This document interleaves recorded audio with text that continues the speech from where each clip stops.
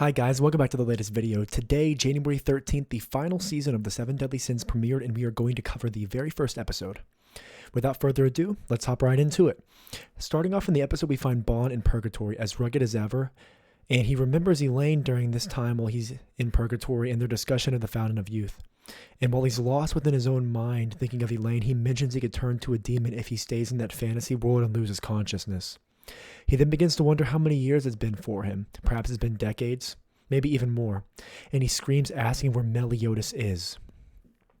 It then cuts to a flashback of season 4 and catches the audience up to all that's happened up until Elizabeth's kidnapping by Esterosa. We then see King, Darriere, Uriel, and Tarmiel flying to where they believe Esterosa has taken Elizabeth. We also see Gotha riding behind them at a distance, mentioning there's something he has to do. From there, we see the assault force composed of Ludociel, Merlin, Escanor, Gilthunder, and Hendrickson now penetrating the bubble that Meliodas has created. We then see Zeldris, Chandler, and Cusack, and Zeldris to himself thinks that Meliodas needs to keep his promise. More foreshadowing of things that the audience isn't necessarily aware of currently. And it comes back to our rescue team, and they reach the Holy Sanctuary where Esterosa is completely consumed by darkness, and the rescue team begins to engage in combat with them.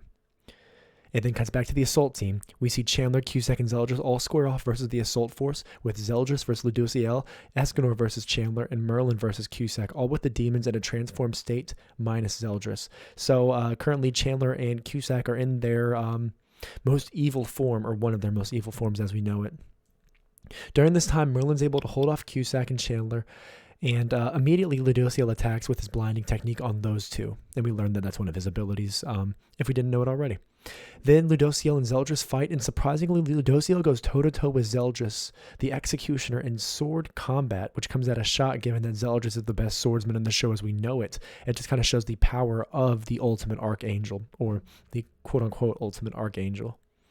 Cusack in anger after Zeldris is attacks Ludociel, and Hendrickson jumps in the way to save him. It's kind of curious, what could Hendrickson's true motives here be? I've read the manga, but I won't say anything.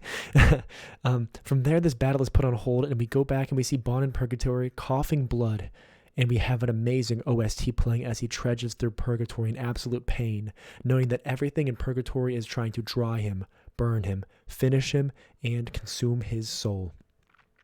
And it's mentioned that if he goes into despair, that Bon will simply become another beast in the underworld. We see that in Purgatory there's lava, fire, and ice, a kind of a mix of all elements, and is truly a brutal area that Bon is having to go through. As Bon fights through Purgatory, he tells himself that he won't give up, and no matter what, he'll find Meliodas' emotions.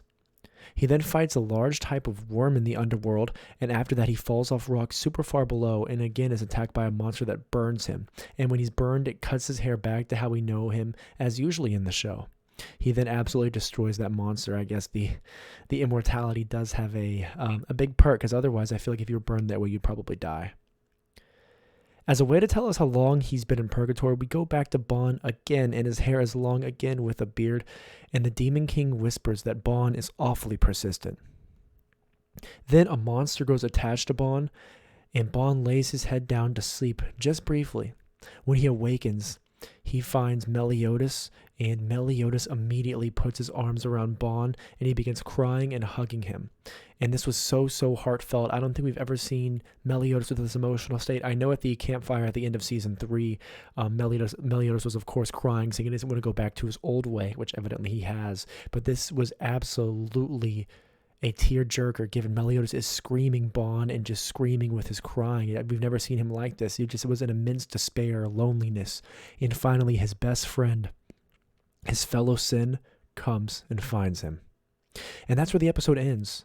This episode was super good, and one of the most notable things of this episode, in my opinion, is that the animation this season has absolutely stepped up, and you can tell they took a lot more time making these episodes. There was a lot of complaints about season 4 with the animation being very kind of not what we usually expect from the Seven Deadly Sins, but as of right now in season 5, the animation looks phenomenal, the fighting looks great, the characters look great, and I'm really excited to see that. As you'll know, this is the very first manga I ever read, from chapter 1 to the final one, which I believe is 346.5 technically.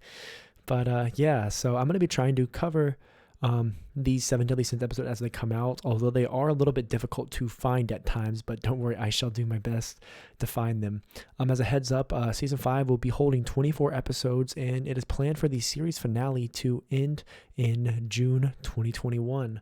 So, only 6 months left of Seven Deadly Sins, but of course, the Four Knights of the Apocalypse are coming out, which, will be the sequel to Seven Deadly Sins, and I'm sure it's going to be animated as well. So guys, if you enjoyed this video, please don't forget to like, comment, and subscribe. And as always, I'll catch y'all next time.